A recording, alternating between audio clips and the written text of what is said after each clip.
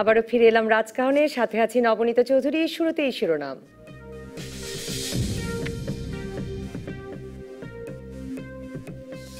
সম্পদের তথ্য গোপনের দায়ে সরকার দলীয় সংসদ সদস্য বদির ৩ বছরের সাজা। দুর্নীতিবাজ কেউই ছাড় পাবে না বললেন দুদক চেয়ারম্যান। ব্রাহ্মণবাড়িয়ায় সাম্প্রদায়িক সহিংসতার ঘটনায় ওসি প্রত্যাহার, প্রশাসনের দুর্বলতা ছিল বললেন মানবাধিকার কমিশন চেয়ারম্যান।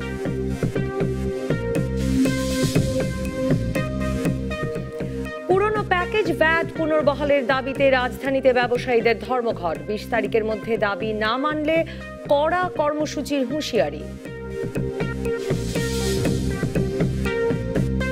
রংপুরে ২ ছাত্রীকে গণধর্ষণের মামলায় মূল অভিযুক্ত রিমান্ডে। ঢাকা মেডিকেলে ধর্ষণে অভিযুক্ত ৬ আনসার সদস্যের মধ্যে একজন গ্রেফতার।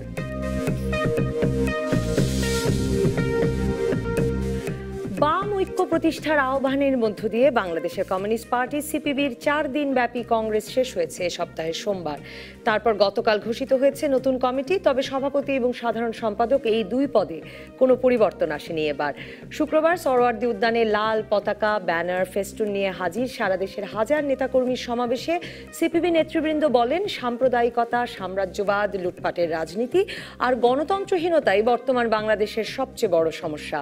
সিপিবি নেতারা বিএনপি এবং আওয়ামী লীগ ২ দলকেই ব্যর্থ ও বুর্জোয়া হিসেবে আখ্যা দিয়ে মেহনতি মানুষের মুক্তির কথা ভেবে ওই ২ দলকে কেন্দ্র করে গড়ে ওঠা দ্বিদলীয় কাঠামোর বাইরে রাজনীতিকে নিয়ে আসার প্রয়োজনের কথা বলেন।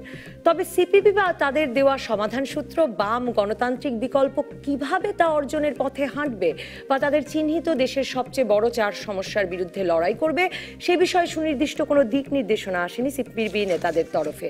বাম গণতান্ত্রিক বিকল্প গড়ে তোলার এই আহ্বান কি তবে শুধুই কথার কথা, নাকি কমরেডরা বিশ্বাস করেন বাংলাদেশে বাম রাজনীতির এখনো সেই অন্তর্নিহিত শক্তি আছে? বাম রাজনীতির ভূত ভবিষ্যৎ, বামেদের ঐক্যের সম্ভাবনা আর বাংলাদেশের রাজনীতিতে কোথায় তাদের আদর্শের শক্তির প্রতিফলন, এসব নিয়ে আলাপ করতে রাজকাহন স্টুডিওতে আজ আছেন বাংলাদেশের কমিউনিস্ট পার্টি সিপিবির সভাপতি মুজাহিদুল ইসলাম সেলিম, প্রথম আলোর যুগ্ম সম্পাদক সোহরাব হাসান এবং অধ্যাপক ডক্টর মাহবুবুল্লাহ। স্বাগত আপনাদের ৩ জনকে। মুজাহিদুল ইসলাম সেলিম, প্রথমেই আপনাকে শুভেচ্ছা এবং অভিনন্দন আবারও সভাপতি নির্বাচিত হবার জন্য। ধন্যবাদ। আপনি বাম গণতান্ত্রিক বিকল্পের কথা বলেছেন এটাই বিকল্প হতে পারে বাংলাদেশের রাজনীতিতে। বাম গণতান্ত্রিক বিকল্প কি আপনার কাছে? না, এটা রাজনৈতিক প্রেক্ষাপটে এটাকে দেখতে হবে যে আমাদের চূড়ান্ত লক্ষ্য হলো সমাজতন্ত্র, সাম্যবাদ এবং একটা মতাদর্শকে ভিত্তি করে আমাদের পার্টি পরিচালিত হয় এবং এটা প্রকাশ্যভাবে এই ঘোষণা দিয়েই এই পার্টি কাজ করে যে এটা হলো শ্রমজীবী মানুষের পার্টি, শ্রমিক শ্রেণীর পার্টি। সুতরাং তার শ্রেণী ভিত্তি, তার আদর্শগত ভিত্তি এবং তার চূড়ান্ত লক্ষ্য এইটা হলো তার প্রধান বৈশিষ্ট্য। কিন্তু এক লাফে সমাজতন্ত্রে যাওয়া যাবে না। ওর জন্য আমাদেরকে সমাজতন্ত্র নির্মাণের পটভূমিটা প্রথমে রচনা করতে হবে এবং সেটাকে আমরা আমাদের স্ট্র্যাটেজি বলি, যে সমাজতন্ত্রে যাওয়ার জন্য কোন পথে আমরা সেটা করব। তো সেখানে যেতে হলে আমাদের প্রথমে একটা বিপ্লবী গণতান্ত্রিক বিপ্লব বা আমরা বলি বিপ্লবী গণতান্ত্রিক পরিবর্তন সাধন করার একটা বিপ্লবী স্তর আমাদেরকে অতিক্রম করতে হবে এবং সেই রণনৈতিক লক্ষ্যটাকে সামনে রেখেই আমাদের কার্যক্রম পরিচালিত হয়। কিন্তু রণনৈতিক লক্ষ্যের দিকে এগিয়ে যেতে হলে পরে মুহূর্তে মুহূর্তে আমাদের রাজনীতিতে বিরাজমান যে বাস্তবতা, সেই বাস্তবতার আলোকে আমাদের কৌশল নির্ধারণ করতে হয় এবং সেই কৌশলটা আমরা এখন হিসাব নিকাশ করে দেখেছি যে আমাদের দেশের ভিতরে এখন যে ২টি দল প্রধান মূলধারার, তথাকথিত মূলধারার রাজনীতি বলে তারা নিজেদেরকে দাবি করে এবং একটা এক সময় ক্ষমতা থাকে, অন্যটা বিরোধী দল থাকে। আবার এরা যখন ক্ষমতায় আসে ওরা প্রধান দখল করে থাকে না, মানে হ্যাঁ চেঞ্জ হয়। সেটা কিভাবে হয় সেটাও দেশবাসী জানে, কিভাবে আমাদের দেশের ভোটকে এরশাদ, জিয়াউর রহমান প্রহসনে পরিণত করা হয়েছিল। এখন সেটা সেই প্রহসন অব্যাহত আছে, বরঞ্চ নতুন উপাদান সেখানে যুক্ত হয়েছে। এখন ভোট করতে হয় না, বিনা প্রতিদ্বন্দ্বিতায় নির্বাচিত এবং এমপি সাহেব ভোটে যাবার আগ্রহ সমস্ত জনগণেরই আছে। ও আচ্ছা, আমি আসলে ওই জায়গায় যাচ্ছিলাম ব্যাপারে, যে ধরুন আপনি বলছেন যে ওরা একজন যায় একজন আসে, মানে বিএনপি আওয়ামী লীগ তো জনগণের ভোটে আসে, আমি সেটা বলছিলাম। হ্যাঁ, সেটা আসে, সেটা অবশ্যই আসে, কিন্তু তাদের যে অর্থনৈতিক এবং সামাজিক নীতি, তারা পরস্পরকে নিজেদের বিরোধী বলে দাবি করলেও আপনার ভালো করে বিশ্লেষণ করলে দেখবেন যে সমাজতন্ত্রের পথ গ্রহণ করা হবে না। এই ব্যাপারে দুই দলই একমত। কিন্তু সমাজতন্ত্র আমাদের মুক্তিযুদ্ধের একটা অন্যতম নীতি ছিল। তারা দুই দলই একমত যে আমেরিকাকে সন্তুষ্ট করে ক্ষমতায় থাকতে হবে। তারা দুই দলই একমত যে আমাদের এখানে অবাধ বাজার অর্থনৈতিক ব্যবস্থা চালু করতে হবে। এবং এই মৌলিক নীতিগুলোতে যদি আমরা বিবেচনা করি তাহলে বলা যেতে পারে যে এই দুই দলটাই সমমনা দল। এবং এই নীতি অনুসরণ করার ফলে আমাদের এখানে এক ধরনের লুটেরা ধনবাদী ব্যবস্থা, বা আমরা বুর্জুয়া শব্দটা ব্যবহার করি, লুটেরা বুর্জুয়া ব্যবস্থা এই দেশে চালু হয়েছে। এবং দুইটা দলকেই আলটিমেটলি তার পরিচালক মণ্ডলী হচ্ছে আন্তর্জাতিক সাম্রাজ্যবাদ। তাকে খুশি করে থাকতে হয়, আমাদের এখানকার যারা লুটেরা ধনী তাদেরকে সন্তুষ্ট করে থাকতে হয়। ওর জন্য ক্ষমতার হাত বদল হলেও অর্থনৈতিক সামাজিক ব্যবস্থার কোনো পরিবর্তন হয় না। আরও দুঃখজনক হলো যে আমরা যেই অঙ্গীকার নিয়ে মুক্তিযুদ্ধ করেছিলাম এবং যেই সমাজ ব্যবস্থায় এই সমাজকে উত্তরণ ঘটানোর অঙ্গীকার করে এবং স্বপ্ন দেখে আমাদের ৩০ লক্ষ মানুষ জীবন দিয়েছিল, সেই অঙ্গীকার থেকে এই দুইটি দলই দূরে সরে গেছে। সুতরাং এই লুটেরা বুর্জুয়া শাসন, এই দল ক্ষমতায় থাকুক আর ওই দলই ক্ষমতায় থাকুক, তাদের রাজনৈতিক বাস্তবতায় আবার আপনারাও একটু কৌশল বদল করেছেন, সেটাই তো বলছিলেন। না, কৌশল বদল করবো কেন? আমরা কোনো কৌশল বদল করিনি। আমরা মুক্তিযুদ্ধের চেতনাটাকেই ধরে রেখেছি। এখন বিএনপি জন্মলগ্ন থেকে এর বিপরীতমুখী। আওয়ামী লীগ আস্তে আস্তে শিফট করতে করতে এমন জায়গায় চলে গেছে যে মুক্তিযুদ্ধের চেতনা তারা আর আজকে বর্তমানে পরিপূর্ণভাবে ধারণ করে না। তাহলে পরে এই শাসনের ফলে, লুটেরা বুর্জুয়া শাসনের ফলে আমাদের দেশবাসীর জীবনের সংকটগুলো ক্রমাগতভাবে বাড়ছে। যে উন্নয়নের কথা প্রচার করা হয়, সেই উন্নয়নের ফসল মুষ্টিমেয় 1% ভাগ্যবান লোকের হাতে যায়, 99% সেটা কিন্তু পাচ্ছে না। তাদের অবস্থা উন্নত হচ্ছে, কিন্তু আমাদের প্রবৃদ্ধি হচ্ছে 6%, 7%। আমি সবাইকে ভাবার জন্য বলবো, আমাদের সাধারণ মানুষ তার প্রকৃত আয় কি 6%, 7% বাড়ে না। তাহলে তার বাকি অংশটা যেটা তার প্রাপ্য, ওইটা কার কাছে যায়? ওই 1%-এর কাছে যায়, যার ফলে সমাজের ভেতরে একটা বৈষম্য পর্বত প্রমাণ আকার ধারণ করেছে। এই অবস্থা থেকে আমাদেরকে মুক্তি পেতে হলে পরে এই লুটেরা বুর্জুয়া ধারার যে দুইটি দল, এর বাইরে বিকল্প বাম ধারার এবং অন্যান্য প্রকৃত গণতান্ত্রিক শক্তিকে একত্রিত করে আমাদের বিকল্প শক্তিকে জনগণের সমর্থন নিয়েই একটা সরকার গঠন করতে হবে। আমি আবার আসবো আপনার কাছে, এটা জানতে যে তারা কিভাবে আমাদেরকে এই বুর্জোয়া দ্বিদলীয় রাজনীতির বাইরে নিয়ে যাবে, মানে তারা কোন পথে হাঁটবে? জি, যেই বাম গণতান্ত্রিক বিকল্পের কথা আপনি বলছেন সেটি আমি আরো ভালো করে বুঝতে আবার আসবো আপনার কাছে। সোহরাব হাসান, এই বাম ঐক্য, বাম গণতান্ত্রিক বিপ্লব, এগুলো আর বাস্তবতা মনে হয় কিনা? মানে একটা বাস্তব সম্ভাবনা দেখেন কিনা? বিপ্লব কি অসম্ভব? বিপ্লব তো হচ্ছে। বিশেষ করে যতীন সরকার, কমরেড যতীন সরকার, লেখক এবং দার্শনিকও তিনি বলছেন বিপ্লব তো থেমে নেই। সর্দার ফজলুল করিমও বলছেন। তো বিপ্লবটা কার পক্ষে? সেটা গণমানুষের পক্ষে আনা। সেলিম ভাই বাংলাদেশ কমিউনিস্ট পার্টির সভাপতি, তিনি তাত্ত্বিকভাবে বিষয়টি বুঝিয়েছেন। সাদামাটা ভাষায় যদি যেটা বলি, সেটা হলো গণমানুষের মুক্তি। সেটা মুক্তিযুদ্ধ, এর আগে সমস্ত গণতান্ত্রিক আন্দোলন, জাতীয়তাবাদী আন্দোলন, তার লক্ষ্য ছিল কিন্তু মানুষের মুক্তি। যেটি হচ্ছে যে গত ৪৫ বছর যারা ক্ষমতায় এসেছেন তারা মানুষের মুক্তি দিতে পেরেছেন কিনা। আমাদের অর্থনৈতিক উন্নতি হয়েছে, প্রবৃদ্ধি বেড়েছে, শিক্ষার হার বেড়েছে, কিন্তু সেটি সবাই তার সুফল পেয়েছে কিনা আমরা বাস্তবেই দেখছি পাইনি। তাহলে কোথাও দুর্বলতা আছে, কোথাও ঘাটতি আছে, কোথাও এর মধ্যে দুর্বৃত্তায়ন আছে। সেই দুর্বৃত্তায়ন থেকে, এবং দুর্বৃত্তায়নের শিকার হচ্ছে সাধারণ মানুষ, সংখ্যাগরিষ্ঠ মানুষ। কতিপয়ের হাতে সম্পদ সঞ্চিত হওয়ার অর্থ হচ্ছে গরিষ্ঠ সংখ্যক মানুষের বঞ্চনা। সেই বঞ্চনার অবসানই হচ্ছে কমিউনিস্ট পার্টি বা এই ধরনের বাম, যারা গণমানুষের মুক্তি চায়, এই ধরনের রাজনৈতিক দলের লক্ষ্য কর্মসূচি। এখন যে প্রশ্নটি আসছে যে আওয়ামী লীগ এবং বিএনপি বা এই ধরনের বুর্জোয়া রাজনৈতিক দল, যেটা সমস্ত রাষ্ট্র কাঠামোর, তারা ক্ষমতায় থাকলেও কিন্তু রাষ্ট্র কাঠামোর যেমন অংশীদার, ক্ষমতায় না থাকলেও এক ধরনের অংশীদার, কারণ অর্থনীতির উপর তার যে আধিপত্য, তার যে ব্যবসা বাণিজ্য, এসবের উপর। সুতরাং এর থেকে মুক্তির তাহলে বিকল্প যে শক্তি, যেটা সেলিম ভাই বললেন, সেখানে গণমানুষের জমায়েত করা, গণমানুষকে সংগঠিত করা এবং গণমানুষকে পক্ষে আনা, এটি হচ্ছে সবচেয়ে কঠিন কাজ এবং সবচেয়ে দুরূহ, মানে সেটি কঠিনতর সংগ্রাম। মানে যারা বলছে যে গণমানুষের মুক্তির জন্য করছে, তারা গণমানুষকে পাশে পাচ্ছে না কেন? মানে যতবার বলছেন যে বিএনপি আওয়ামী লীগ অর্থনীতির উপর আধিপত্য, বুর্জোয়া দল, আমার প্রশ্ন জাগে যে তাদের তো জনসমর্থন বেশি। যে গরিষ্ঠ সংখ্যক মানুষের পক্ষে যে রাজনৈতিক দল, সেই রাজনৈতিক দল গরিষ্ঠ সংখ্যক মানুষের সমর্থন আদায়ে ব্যর্থ হচ্ছে, এটি স্বীকার করতে হবে যে বাম দলগুলোর, এখানকার বাম দলগুলোর এটি ব্যর্থতা। কিন্তু তার মধ্যে অনেকগুলো কারণ থাকতে পারে। বুর্জোয়াদের আধিপত্য, সাম্রাজ্যবাদের কূটকৌশল, নানা রকম থাকতে পারে। কিন্তু আমাদের যে বাম অবস্থান থেকে যদি দেখলে, সেটা হলো যে নীতি ও পথ খুব একটা পার্থক্য নেই। কথা হচ্ছে যে আমরা সংগ্রামটি মানুষকে টানার জন্য, মানুষকে পক্ষে টানার জন্য বা এই কর্মসূচিটা বোঝানোর জন্য যথেষ্ট উদ্যমী ভূমিকা নেওয়া হয়েছে কিনা। আরেকটি হচ্ছে এই বাম গণমানুষের মুক্তি যারা কথা বলেন, তাদের মধ্যে ঐক্য আছে কিনা। কারণ তাদের মধ্যে আমরা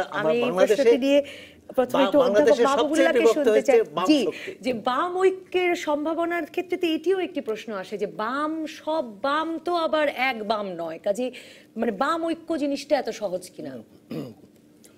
প্রথমে আমি মোজাহিদুল ইসলাম সেলিমকে অভিনন্দন জানাবো দ্বিতীয়বারের জন্য কমিউনিস্ট পার্টি অব বাংলাদেশের সভাপতি নির্বাচিত হওয়ায়। সেলিম, আমরা একসঙ্গে ৬৯-এর আন্দোলন করেছি, আমার অনুজতুল্য। সে অত্যন্ত প্রতিভাবান এবং এই প্রতিভা যদি সঠিকভাবে বাম রাজনীতির জন্য ব্যবহৃত হয়, তাহলে বাম আন্দোলনের একটা সম্ভাবনা আছে। এখন প্রশ্ন হলো, সেলিম বলেছেন যে তাদের লক্ষ্য হচ্ছে সমাজতন্ত্র। আমি মনে করি তাদের লক্ষ্য সমাজতন্ত্র না, তাদের লক্ষ্য হচ্ছে সাম্যবাদ। তাদের লক্ষ্য সমাজতন্ত্র, সাম্যবাদ। আচ্ছা, তাহলে তো সাম্যবাদের প্রাথমিক ধাপ হচ্ছে সমাজতন্ত্র এবং তার পরবর্তী ধাপ সেটা এক পর্যায়ে হয়তো সাম্যবাদে পরিণত হবে, যেটা আর্লি স্টেজ অফ কমিউনিজম এবং লেটেস্ট স্টেজ অফ কমিউনিজম, এইভাবে তাত্ত্বিকরা ভাবেন। এখন প্রশ্ন হচ্ছে, আপনি বামের কথা বলেছেন, বাম জিনিসটা কি? পলিটিক্সকে যদি আমরা একটা ওয়াইড স্পেকট্রাম হিসেবে দেখি, রংধনুর রঙের বিন্যাস হিসেবে দেখি, তাহলে ঠিক তার কেন্দ্রে থেকে শুরু করে ডান দিকে রাজনীতির কতগুলো অবস্থান থাকে, আবার তার বাম দিকে রাজনীতির কতগুলো অবস্থান থাকে। এই বামের মধ্যেও আবার নানা বিচিত্র বাম থাকে, যেমন এক্সট্রিম লেফটও থাকতে পারে, তারপরে মধ্য বাম থাকতে পারে, তারপরে লেফট অফ দি সেন্টার, এগুলো থাকতে পারে। তো এখন প্রশ্ন হচ্ছে, সেলিমরা যেটা বলছেন যে বাংলাদেশের বর্তমান বিপ্লবের স্তর হচ্ছে গণতান্ত্রিক বিপ্লবের স্তর, বলা যেতে পারে গণতান্ত্রিক বুর্জোয়া বিপ্লবের স্তর। এবং এই গণতান্ত্রিক বুর্জোয়া বিপ্লব যখন শ্রমিক শ্রেণীর নেতৃত্বে পরিচালিত হয়, অবধারিতভাবে সেটা সমাজতন্ত্রের দিকে, বা যেটাকে বলা যায় যে গণতান্ত্রিক বা জাতীয় গণতান্ত্রিক বা জনগণতান্ত্রিক বিপ্লবের দিকে যায়। তা এখন প্রশ্নটা হচ্ছে, আমরা এই উপমহাদেশের কি অভিজ্ঞতা? এই উপমহাদেশে 1921 সালে কমিউনিস্ট পার্টি প্রতিষ্ঠিত হয়েছিল এবং আমি অত্যন্ত গর্বিত যে এই দেশের, এই উপমহাদেশের কমিউনিস্ট পার্টির অন্যতম প্রতিষ্ঠাতা কমরেড মুজাফফর আহমদ, রক্তসূত্রে আমার নানা হতেন। তো এখন প্রশ্ন হলো, তারা অনেক কাজ করেছেন এবং এই কাজ করতে গিয়ে তাদেরকে অনেক ত্যাগ স্বীকার করতে হয়েছে এবং কমিউনিস্ট পার্টি বিভিন্ন সময় কখনো এই চড়াই উতরাই, বিভিন্নভাবে চড়াই উতরাই পার হয়ে এগিয়েছে। তাদের ভুলভ্রান্তিও কিন্তু হয়েছে। যেমন লেনিন রয় তর্ক, যেটা, সেই তর্কে আমরা কি দেখছি? লেনিন বলছেন যে প্রাচ্যের দেশগুলোর জন্য প্রাথমিক কাজ হচ্ছে জাতীয় মুক্তির সংগ্রাম, কিন্তু এম এন রয় তখন কমিউনিস্ট ইন্টারন্যাশনালে ছিলেন এবং সেই সময় তিনি বললেন যে না, আমাদের এই ভারতের জনগণ তারা এই জাতীয় চেতনায়, যেটাকে উনি বলছেন নট ফায়ার্ড উইথ, তারা হচ্ছে তারা তাদের ক্ষুধা থেকে মুক্তি চায়। অবশ্যই ক্ষুধা থেকে মুক্তির সংগ্রাম, শোষণ থেকে মুক্তির সংগ্রাম জাতীয় মুক্তির সংগ্রামের সঙ্গে সম্পর্কিত, কিন্তু বিপ্লবের স্তরটা যদি সঠিকভাবে চিহ্নিত না হয় তখন কিন্তু বিপ্লব বিভ্রান্ত হয়। বিপ্লবের স্তর বিভিন্ন পথে সাম্যবাদে পৌঁছতে চান, বিপ্লবের বিভিন্ন স্তরে বিশ্বাস করেন, সেরকম বিশ্বাসের ব্যাপার না, এটা বিজ্ঞানের ব্যাপার, বিশ্বাসের ব্যাপার নয়, এটা বিজ্ঞানের ব্যাপার। এবং এইখানে একটা কথা আছে, সেটা হচ্ছে গণতান্ত্রিক বিপ্লবের স্তরে শ্রমিক শ্রেণীর মিত্র কিন্তু বুর্জোয়ারা হয়। তো প্রশ্নটা হচ্ছে কখন মিত্রতা করতে হবে, কখন মিত্রতা ভাঙতে হবে। যখন মিত্রতা ভাঙতে হবে তখন যদি মিত্রতা করা হয় তাহলেও কিন্তু এই শ্রমিক শ্রেণীর পার্টি ভুল পথে পরিচালিত হয়। আবার যখন মিত্রতা করতে হবে তখন যদি সেটা না করা হয় সেটাও কিন্তু একটা ভুল হয়। তা আমাদের দেশের যে অতীত অভিজ্ঞতা, সেই অভিজ্ঞতায় দেখা গেছে যে পার্টি সবসময় দোলাচলের মতো মানে সঠিক সময়ে সঠিক সিদ্ধান্তটি নিতে পারেনি, বলেই এটা হয়েছে। আরেকটা জিনিস সেলিম বলেছেন, প্রশ্ন নিশ্চয়ই তুলবো আমি মুজাহিদুল ইসলাম সেলিমের কাছে, আপনার কাছে ফিরে আপনার কাছেই অনেকগুলো প্রশ্ন। দর্শক থাকুন রাজকাহনে।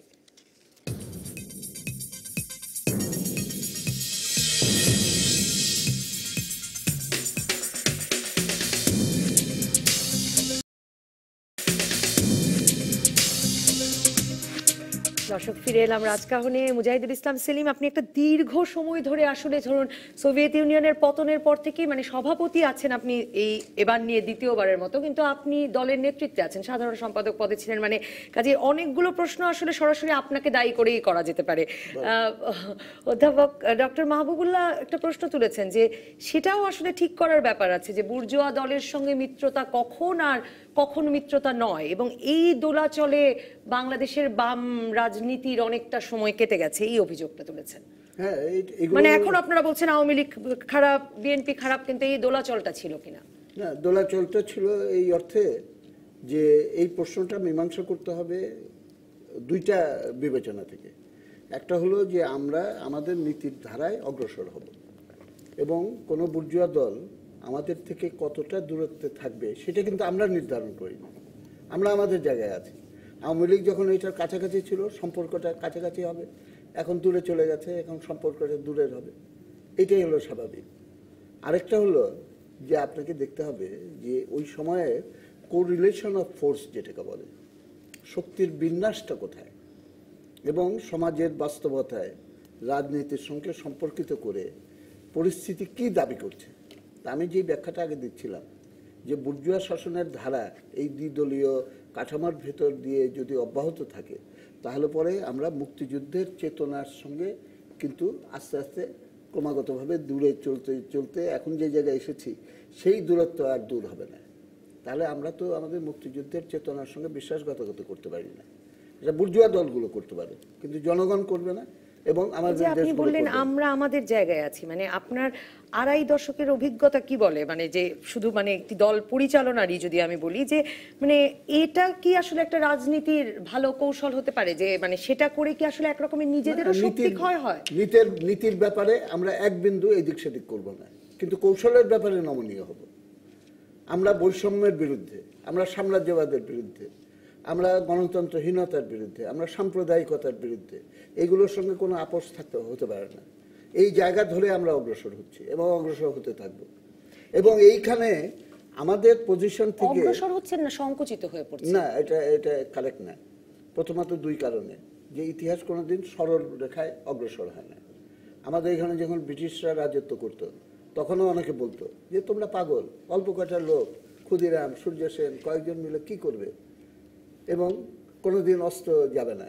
আইয়ুব খান যখন ছিল লৌহ মানব এবং 69-এর গণ অভ্যুত্থান মাহবুবুল্লাহ ভাই ছিলেন, তো সেই সময় বলা হতো তার কয়েকদিন আগে 69-এর গণ অভ্যুত্থানের 4 মাস আগেই বা 3 মাস আগেই ডিকেড অফ ডেভেলপমেন্ট, উন্নয়নের এক দশক, সারা বছর ব্যাপী কত অনুষ্ঠানাদি করলো, কোথায় গেল?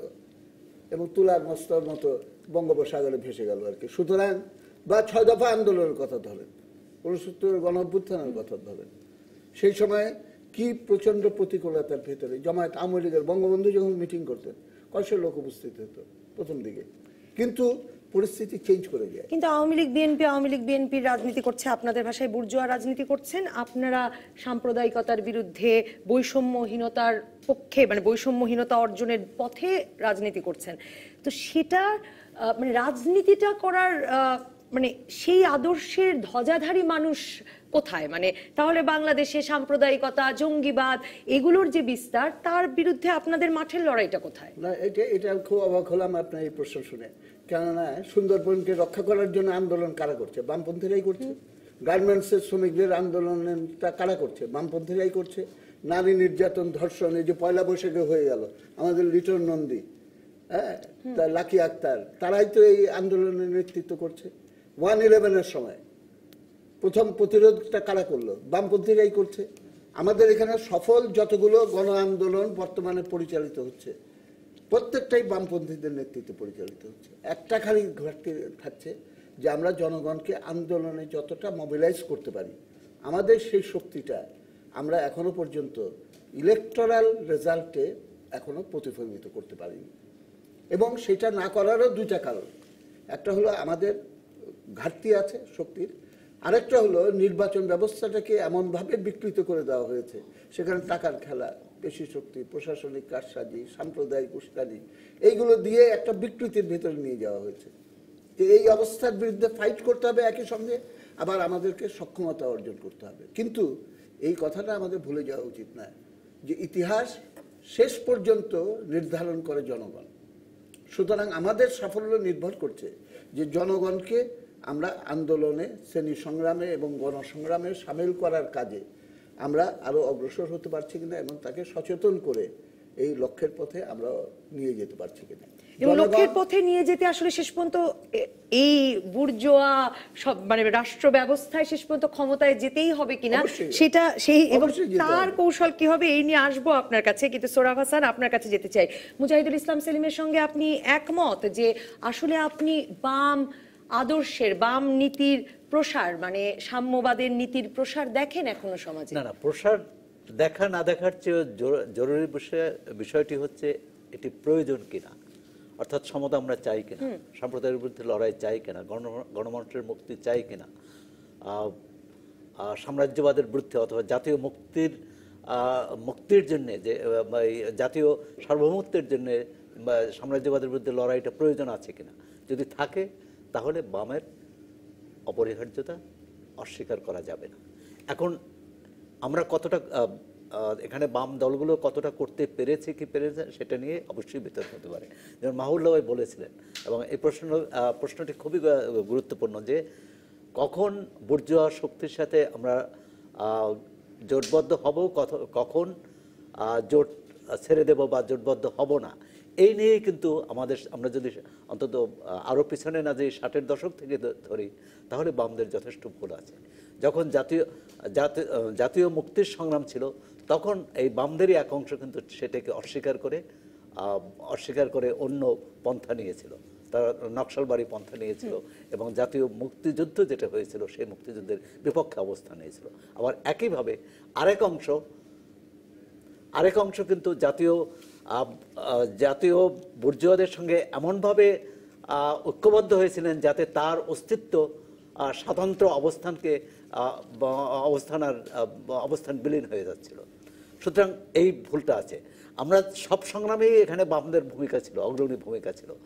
জাতীয় গণতান্ত্রিক আন্দোলনে যেমন ছিল, মুক্তিযুদ্ধে ছিল, পরবর্তী গণতান্ত্রিক স্বৈরাচার বিরোধী আন্দোলনে ছিল, কিন্তু সুফলটা কিন্তু তারা নিতে পারেনি। সেই নিতে না পারার জন্য নিজেদের দোলাচল, নিজেদের ঘাটতি এটা যেমন আছে, আবার বুর্জোয়াদের কূটকৌশল, তাদের সুবিধাবাদিতা, এটাও কিন্তু কাজ করেছে। সুতরাং আমি মনে করি যে এখানে মানে হতাশ হওয়ার কিছু নেই, সামনে এগোনোর।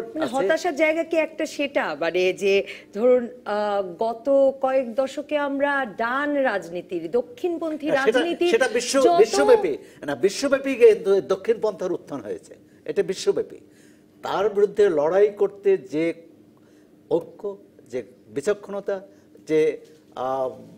যে উদ্যম, এবং যে নেতৃত্বে সঠিক নেতৃত্ব দরকার তার যথেষ্ট ঘাটতি আমাদের বামদের মধ্যে আছে বলে আমি মনে করি। মানে দক্ষিণপন্থী রাজনীতির যত বিস্তার ঘটেছে, প্রগতিশীল রাজনীতির, এই বৈষম্য বিরোধী রাজনীতির, সাম্প্রদায়িকতা বিরোধী রাজনীতির কি সেই বিস্তার ঘটেছে? প্রথমে বলে নেওয়া যাক গোটা পৃথিবীর প্রবণতাটা কি। প্রবণতাটা কিন্তু সাম্যের দিকে। প্রবণতা হচ্ছে শোষণের বিরুদ্ধে। এক সময় দাস প্রথা ছিল, তার বিরুদ্ধে মানুষ লড়েছে। সামন্ত প্রথা ছিল, তার বিরুদ্ধে মানুষ লড়েছে। পাশ্চাত্য দুনিয়ায় শ্রমিক শ্রেণী বুর্জুয়াদের বিরুদ্ধে লড়াই করেছে, চীনে করেছে, ভিয়েতনামে করেছে, অনেক এগুলো কিন্তু আছে ইতিহাসে। আবার ইতিহাসে এটাও আছে সেকেন্ড সার্ফডম, একবার সার্ফডম হয়ে সেটা ভেঙে গিয়ে আবার সার্ফডম পুনঃপ্রতিষ্ঠিত হওয়া।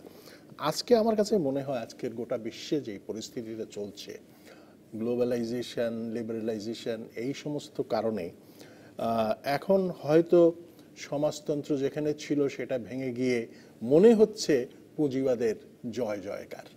কিন্তু ইতিহাস যেটা সেলিম বলেছে এবং আমি উল্লেখও করেছি যে সেটা সরল পথে এগোয় না। এই পথটা কিন্তু আঁকা বাঁকা পথ, কখনো রিট্রিট করতে হয়, কখনো অ্যাডভান্স করতে হয়। এখন আমাদের দেশের যারা বাম রাজনীতি করেন তাদের দায়িত্বটা কি? তাদের প্রথম দায়িত্বটা হচ্ছে এই দেশের সঠিক একটা শ্রেণী বিশ্লেষণ করা।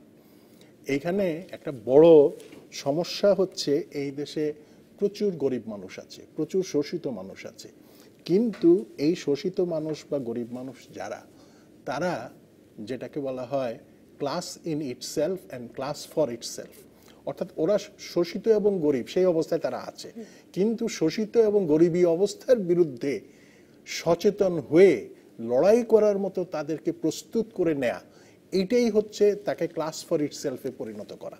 এবং লেনিন বলেছিলেন একটা কথা যে প্রত্যেক সোশ্যাল ক্লাস বিভিন্ন সময়ে ইতিহাসে দেখা গেছে, অতীতে কয়েক হাজার বছরের ইতিহাসে দেখা গেছে অন্য আরেকটা শ্রেণীকে পরাস্ত করে নতুন আরেকটা শ্রেণী সমাজের এবং রাষ্ট্রের পাদপ্রদীপের নিচে এসছে, ক্ষমতার পাদপ্রদীপের নিচে এসছে, কিন্তু সেই কাজটি করার জন্য they have produced the best of their representatives, best of their leaders. কাজেই লিডারশিপের প্রশ্নটা, নেতৃত্বের প্রশ্নটা কিন্তু কম গুরুত্বপূর্ণ নয়। মার্কস যেমন আইডিওলজিক্যাল আদর্শগত নেতৃত্ব দিয়েছিলেন, লেনিন কিন্তু সেটাকে প্র্যাকটিসে পরিণত করে তত্ত্ব এবং প্রয়োগ দুটোকে একত্র করে বিপ্লবের নেতৃত্ব দিয়েছিলেন। চীনে মাও নেতৃত্ব দিয়েছিলেন, ভিয়েতনামে হোচিমিন নেতৃত্ব দিয়েছিলেন। আমার কাছে যেটা মনে হয়েছে উপমহাদেশের সামগ্রিকভাবে কমিউনিস্ট আন্দোলনের একটা বড় দুর্বলতা হচ্ছে, আমার মনে হয় খুব প্রতিভাবান নেতৃত্ব, উৎকৃষ্ট প্রতিভাবান নেতৃত্ব এই আন্দোলন তৈরি করতে পারেনি। কেন পারেনি তার জন্য কিন্তু আমাদেরকে শ্রেণী বিশ্লেষণটা করতে হবে। এবং আমাদের দেশের সমস্যাটা হচ্ছে বাংলাদেশ খুব কঠিন একটা অবস্থার মধ্যে আছে। এখানে যাকে আমরা শ্রমিক হিসেবে দেখি সেই সত্যিকার অর্থে কিন্তু প্রলেতারিয়েট নয়, তার আরও নানা রকম সামাজিক সম্পর্কগুলো রাখে, যেটাকে অ্যানথ্রোপোলজির ভাষায় মাল্টিপ্লেক্স রিলেশনশিপ বলা হয়। যে বুর্জুয়াকে আমরা দেখি তারও বহু রকম সম্পর্ক আছে। এখানে এখনো সেইভাবে সুচিহ্নিত শ্রেণীগুলো গড়ে ওঠে নাই। এবং এইখানে যেটা আমি একটু যোগ করব, আপনি তো তাত্ত্বিকভাবে বললেন শ্রমিক, ওই শ্রমিক শ্রেণী বা ওই যে মানে ক্লাসিক্যাল অর্থে যে শ্রমিক তারা গড়ে ওঠেনি, কিন্তু ওই শ্রমিকই যে মিশ্রণ আছে যার মধ্যে, সেও কিন্তু বোঝে যে আওয়ামী লীগ বা বিএনপি এই বুর্জুয়া দলের চেয়ে কমিউনিস্ট পার্টি তারা তার পক্ষে কথা বলে, কিন্তু তারা আসে না বা তাদের আনা যায়নি। এই না না সেটা বলছি, আমি তো সেখানে যাচ্ছিলাম।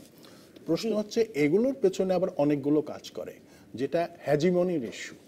হ্যাজিমনিটা খুব ইম্পর্টেন্ট একটা জিনিস। হ্যাজিমনিটা হচ্ছে শুধু আপনার দল হিসেবে আপনি কত বড় বা কত ছোট সেটা নয়, সঙ্গে সঙ্গে হচ্ছে আপনার আদর্শকে আপনি কতটা সমাজের বিভিন্ন শ্রেণীর উপর, বিশেষ করে নিপীড়িত শ্রেণীর উপর কতটা প্রভাবিত করতে পারলেন। এবং সেটার জন্য সবচেয়ে বড় ফ্যাক্টর আজকের বিশ্বে, এমনকি অতীতেও, সেটা হচ্ছে মিডিয়া।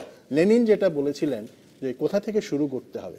মিডিয়ার গুরুত্বটা কিন্তু সাংঘাতিক, এবং এই মিডিয়ার ব্যাপারে কিন্তু দেখা গেছে। আমি একটু এই প্রশ্নটি নিয়ে আসতে চাই মুজাহিদুল ইসলাম সেলিম আপনার কাছে, কারণ আমার মনে হয় যে বাম রাজনীতি যথেষ্ট মানে বাংলাদেশের এটা এর একটা এটাও কারণ হতে পারে যে বাম রাজনীতি করা অনেক মানুষ বাংলাদেশের সংবাদ মাধ্যমের গুরুত্বপূর্ণ পদে আছেন, কিন্তু বাম রাজনীতি বাম আন্দোলনগুলো সংবাদ মাধ্যমে তো আসছেই, কিন্তু আসলে জনগণের ভেতরে কতটা আলোড়ন সৃষ্টি করছে। আপনি যেগুলো উদাহরণ দিলেন সেগুলো তো অবশ্যই, কিন্তু সেগুলো তো ঠিক কোনো মানে একেবারে সারা দেশের গণমানুষকে উদ্বুদ্ধ করা, মানে একটা যে বিপ্লব বলতে আমরা যা বুঝি, বিপ্লব শব্দটি আপনি শুরু করে মানে বলেছিলেন প্রথমে, সেই জায়গায় পৌঁছানোর মতো কোনো আন্দোলন বা আদর্শের লড়াই চালিয়ে যাওয়ার উপায় আছে কিনা আপনাদের, মানে অবস্থায় আছে কিনা? সম্পর্কে যারা সংশয় প্রকাশ করে তাদেরকে সবিনয়ে আমি বলতে চাই, বাংলাদেশের জন্ম কি এই কথা প্রমাণ করে না যে বামপন্থার বিজয় হয়েছিল 1971 সালে 16 ডিসেম্বর? তা না হলে পরে আমাদের সমাজতন্ত্রের একটা মূল মন্ত্র হিসেবে আমরা কিভাবে গ্রহণ করি? সুতরাং এটাই বাংলাদেশের ভবিষ্যৎ, বামপন্থাই বাংলাদেশের ভবিষ্যৎ বলে আমি দৃঢ়ভাবে মনে করি। একা একা হয়নি। দ্বিতীয়ত হচ্ছে যে হাজার বছরের ইতিহাস হলো শোষণের ইতিহাস, এবং সেই শোষণকে ভিত্তি করে এক ধরনের কাঠামো সমাজের ভিতরে গড়ে ওঠে, এক ধরনের চেতনা বা পশ্চাৎপদতা, চেতনার পশ্চাৎ ধারা, সেইটা কিন্তু আধিপত্য বিস্তার করে থাকে, যেটাকে সহজ ভাষায় বললে চলতি হাওয়া বলতে যে জিনিসটা বোঝায়। চলতি হাওয়ার বিরুদ্ধে দাঁড়িয়ে আমাদেরকে নূতনের আহ্বান করতে হচ্ছে, তার মানে আপনাকে নূতন চেতনা নিয়ে যেতে হচ্ছে।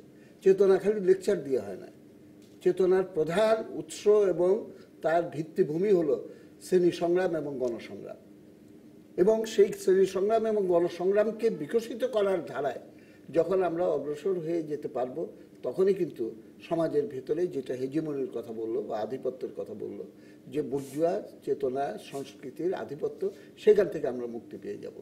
এবং ডেমনস্ট্রেটিভ এফেক্ট বলে একটা কথা আছে, আপনার ইউনিভার্সিটিতে যান, শিক্ষা প্রতিষ্ঠানে যান, সমাজের ভেতরে যান, বুর্জুয়া দলগুলো যেভাবে বিহেভ করে, যেভাবে তারা কাজ করে, সেইটা তার শ্রেণীর ভেতরে, বিশেষ করে মধ্যবিত্ত শ্রেণীর ভেতরে একটা প্রভাব সৃষ্টি করে, এবং সেটার একটা দৃষ্টান্ত, ওই দৃষ্টান্ত অনুসরণ করার একটা প্রবণতা। সব শ্রেণীতে কেন? আপনি কোনোদিন নৌকা চালিয়েছেন না? যখন আপনি ভাটিতে নৌকা চালান, ভাটির দিকে তরতর করে নৌকা এগিয়ে যায় চলতি স্রোতের সঙ্গে মিলিয়ে দিলে, কিন্তু যখন স্রোতের বিপরীতে যান তখন নৌকা কিন্তু আগাতে চায় না। আপনি কোনোদিন রান্না করেছেন? ভাত রান্না করেছেন নিশ্চয়ই, তো চুলায় ভাতটা দেওয়ার পরেই ভাত কিন্তু সিদ্ধ হয় না, এটা একটু সময় লাগে। তো মাঝপথে এসে যদি বলেন যে তোমার এই রান্নাটা মিথ্যা, কারণ ভাত তো হয় নাই এখনো, তো ইতিহাস শেষ হতে দেন, সামনের দিকে অগ্রসর হচ্ছে এবং আস্তে আস্তে শক্তিগুলো বৃদ্ধি পাচ্ছে।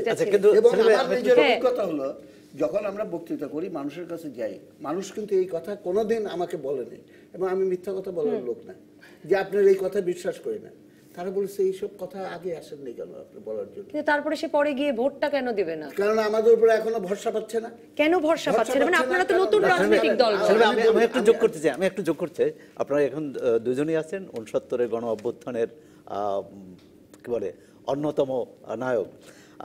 যেই অভ্যুত্থানে এবং জাতীয়তাবাদী 6 দফা কর্মসূচির সঙ্গে আপনারাই কিন্তু বাম ছাত্র সংগঠনই 11 দফা এর সাথে অন্তর্ভুক্ত করাতে পেরেছিলেন, কিন্তু সেই 11 দফা কিন্তু 6 দফার মধ্যে হারিয়ে গেল। পরবর্তীকালে আমরা দেখলাম যে 11 দফার যে আকাঙ্ক্ষা, সেটি স্বাধীনতোত্তর বাংলাদেশের, আর সেটি আমরা পেলাম না। সেটাও এটি কারণটা কি? এটা নানা কারণ। আমি চলতি হওয়ার একটা প্রশ্ন বললাম, আরেকটা বললাম সাবজেক্টিভ, এটা হলো আমাদের ত্রুটি। ওই সময়টা এমন একটা সময় যে বাঙালির অধিকারের ব্যাপারে কিন্তু বামপন্থীরাই ক্যাম্পেইন করেছিল। আওয়ামী লীগ এক সময় বলল 98% অটোনমি হয়ে গেছে, এবং তারপরে অটোনমি স্বায়ত্তশাসনের দাবিটা তারা পরিত্যাগ করে ফেলল।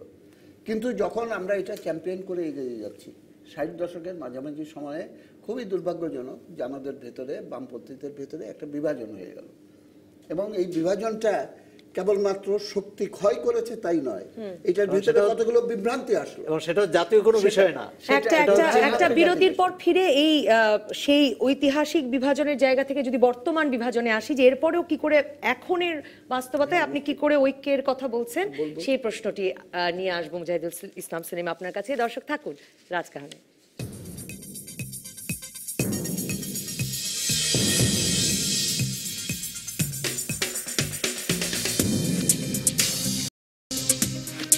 ফিরে এলাম রাজকাহনে।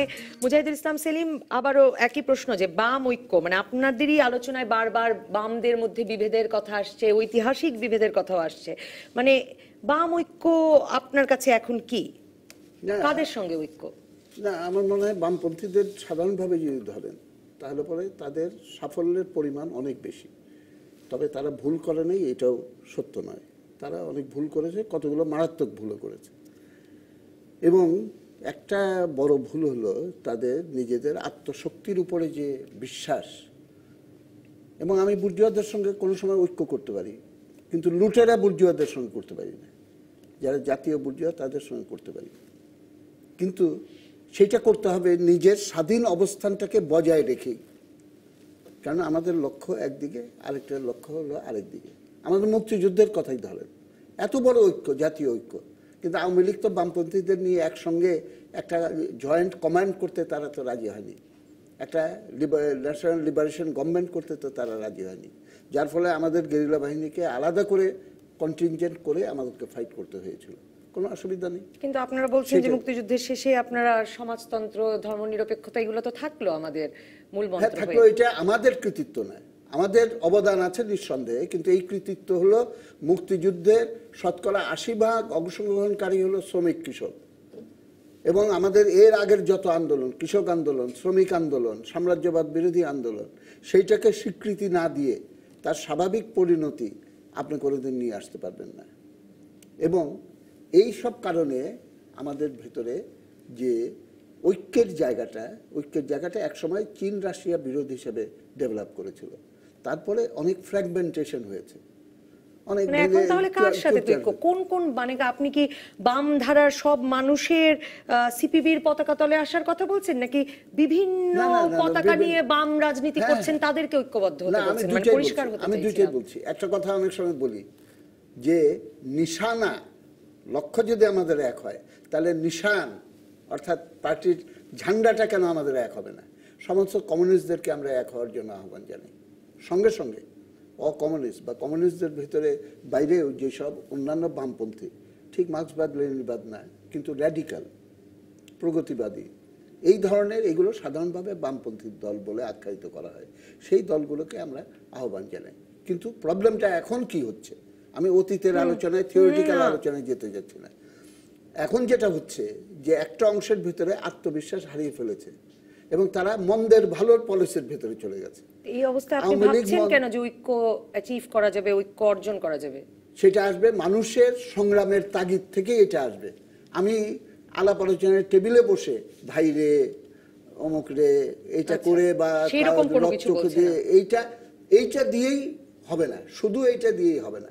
একটু চিন্তা করে দেখেন, আমরা যখন প্রজেক্ট করি, আজকে সারা বাংলাদেশে গ্রামে গ্রামে আপনি খুঁজে দেখেন, আমার সঙ্গে চলেন, মৌলানা ভাসানীর অনুসারী ঘরে ঘরে আছে, মোজাফফরের কুড়ে ঘরের অনুসারী ঘরে ঘরে আছে, তাহেরের অনুসারী, কর্নেল তাহেরের অনুসারী ঘরে ঘরে আছে, নিষ্ক্রিয় হয়ে বসে আছে, হতাশ হয়ে বসে আছে, কোনো কিছু দেখে না, ভবিষ্যৎ দেখে না, একটা জায়গা দেখে না।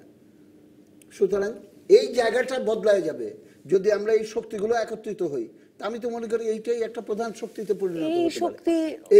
এইটা হলো আকাঙ্ক্ষিত, কিন্তু এই জায়গাটায় আসার ক্ষেত্রে প্রবলেমটা হচ্ছে যে আত্মবিশ্বাস নিয়ে, স্বাধীন অবস্থান নিয়ে চলার যে মানসিকতা, সেই জায়গাটা অনেক সময় হারিয়ে ফেলছে। সোহরাব হাসান, আমি আসবো আপনার কাছে। যেটা হচ্ছে যে আত্মবিশ্বাস তো থাকতেই হবে, যে কোনো আন্দোলন সংগ্রামে আত্মবিশ্বাসটা বড় প্রাথমিক ভিত্তি।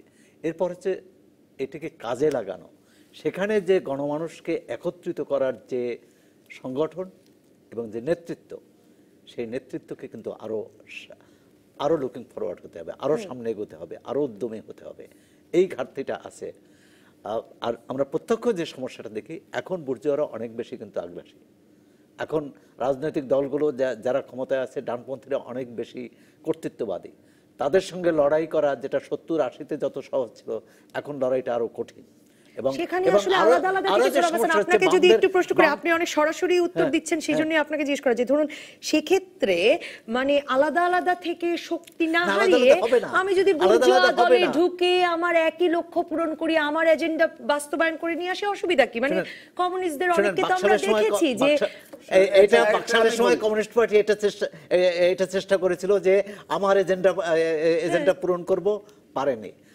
বিএনপি মাওলানা ভাসানীর অনুসারী একাংশ, বামদের একাংশ বিএনপির মধ্যে একীভূত হয়ে চেষ্টা করেছিল যে তাদের এজেন্ডা পূরণ করবে, তাদের কর্মসূচি, তাদের আকাঙ্ক্ষা পূরণ করবে। এটা পারেনি, এটা হয় না কখনো। কারণ বুর্জোয়ারা এতই আগ্রাসী, এতই শক্তিমান, কারণ এখানে হচ্ছে তাদের পুঁজি হচ্ছে শক্তি। সুতরাং পুঁজি যার হাতে থাকবে সেই কিন্তু এটা তার মতো করেই কর্মসূচি দিবে। এখন যে সমস্যাটা হচ্ছে, বাম দলগুলো অবশ্যই আমি মনে করি যে তারা যদি একত্রিত হতে পারে, একটা হচ্ছে যে এক অংশ ক্ষমতার সঙ্গে মিশে গেছে, যেটা সেলিম ভাই যেটা বলছিলেন যে আত্মবিশ্বাসের অভাবে তারা মিশে গেছে।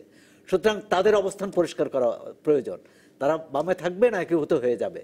এখন তাদের অবস্থান এবং ক্ষমতাসীন আওয়ামী লীগের অবস্থান আমরা কোনো ফারাক দেখি না। হ্যাঁ, তারা কিছু কিছু বলে যে জঙ্গিবাদের বিরুদ্ধে লড়াই করতে তাদের একত্রিত থাকা দরকার, তারা সাম্প্রদায়িকের বিরুদ্ধে লড়াই করতে একত্রিত থাকা দরকার। সেটি কতটা তারা করতে পারছে সেই প্রশ্নটা আছে। এর বাইরেও যে বাম আছে, মানে ক্ষমতার বাইরে যে বাম শক্তিগুলো আছে, তাদের একত্রিত না হওয়াও কিন্তু গণমানুষের কাছে, বিশেষ করে তরুণ প্রজন্মের কাছে একটা হতাশা সৃষ্টি করে।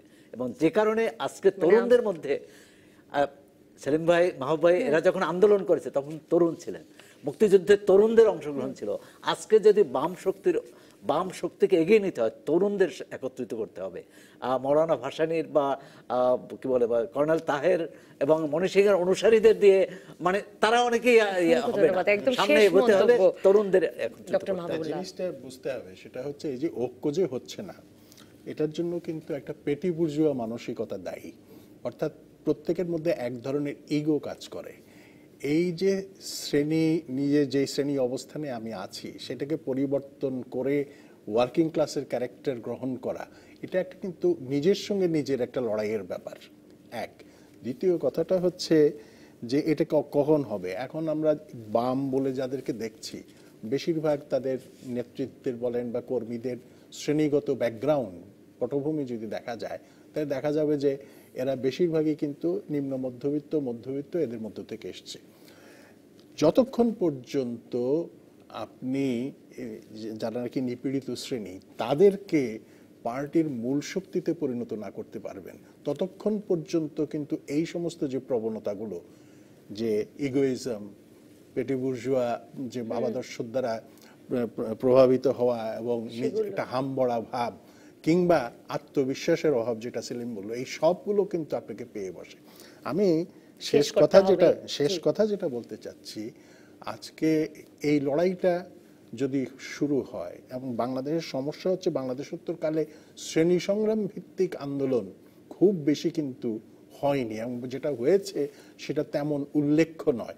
ইডিওলজির ক্ষেত্রে কিছু কিছু হয়েছে, কিন্তু মানে যেটাকে বলা হয় নিপীড়িত শ্রেণীর যে সংগ্রাম, সেই সংগ্রামটা পাকিস্তান আমলও যতটুকু ছিল এখন কিন্তু ততটা দৃশ্যমান না।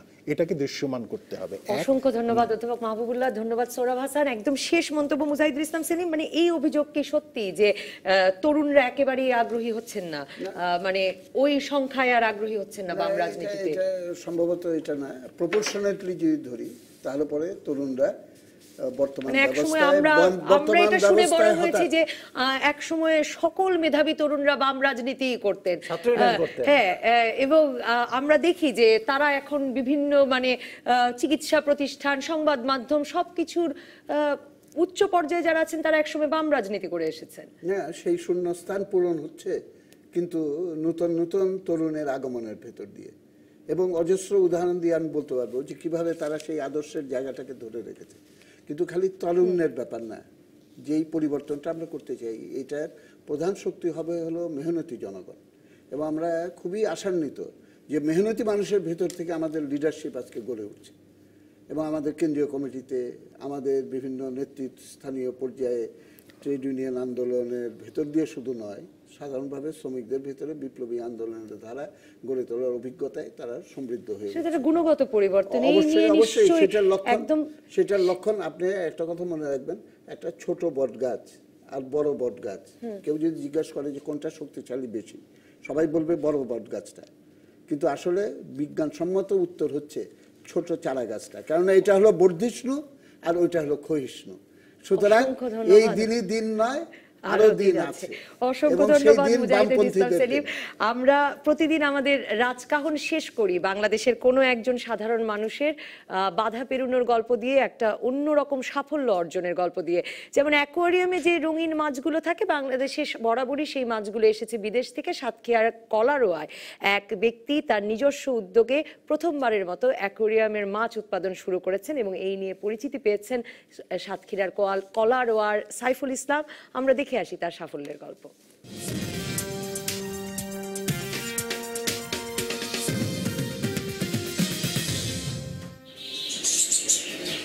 শৌখিন মানুষেরা তাদের শখ মেটাতে অথবা কেউ কেউ অন্দরমহলের সৌন্দর্য বাড়াতে অ্যাকোয়ারিয়ামে পালন করেন বাহারি রঙের নানা রকম মাছ। নিয়ম করে সেসব মাছের খাবার দেয়া আর অ্যাকোয়ারিয়ামে মাছের সাঁতার কাটার দৃশ্য উপভোগ করেন না এমন মানুষ খুব কমই আছেন।